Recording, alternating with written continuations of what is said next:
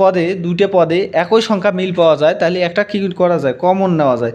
তো কমন নেওয়া গেলে আমরা যেটা মিল পাওয়া গেছে ওইটা আমরা কী নেব, কমন নেব, কমন নিলাম। আর বাকি যেগুলো থাকবে সেগুলো আলাদাভাবে লেখা, যেমন বাকি আছে 2a 1/2, হ্যাঁ, আর এখানে এসেছিল প্লাস, তাহলে +2। ঠিক আছে, আশা করি তোমরা অঙ্কটা বুঝতে পেরেছো। তো অঙ্কটা বুঝতে পারলে তোমার এই ভাইয়াকে ভালোবেসে লাইক, কমেন্ট এবং শেয়ার করবে। আসসালামু আলাইকুম।